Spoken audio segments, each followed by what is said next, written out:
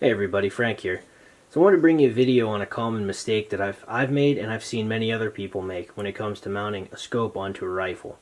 So you may have noticed in the thumbnail, if I zoom in right here, you can actually see that this hind iron sight is coming into contact with our scope. And that's no good.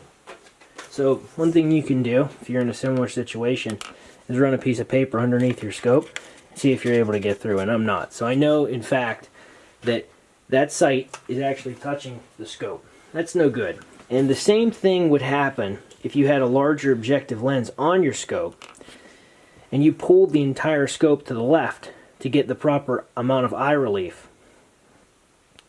Your objective lens on a larger scope, like 50mm objective lens, would probably come into contact and be very close to touching the barrel of this rifle and other rifles. So if that's the case, you might want to get a different mounting system. So they make low, middle of the road, and high mounting systems that allow you to get that distance that you need. It's good to be cognizant of that before the fact. Also, in general, you want to keep your scope as low as possible.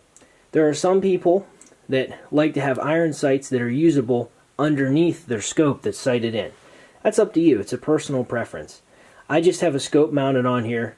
You know, whenever things are set up, I kind of switch things around here to make contact with this back sight for the purpose of this video.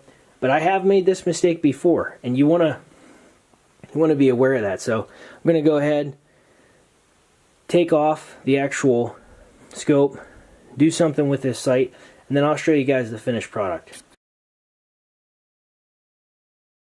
Okay everyone, so as you can see now, I was able to flip that hind sight down a little bit, and we got a lot more space through there, tons of room, no problem at all.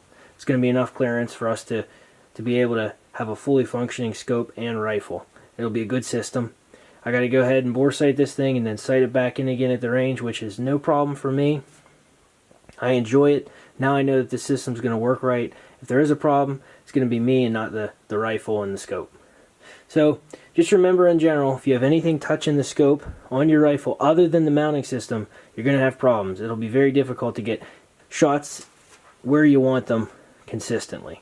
So as always, I appreciate you guys watching. Stay tuned for more videos on this rifle. There's lots of good videos to come. Thanks everybody.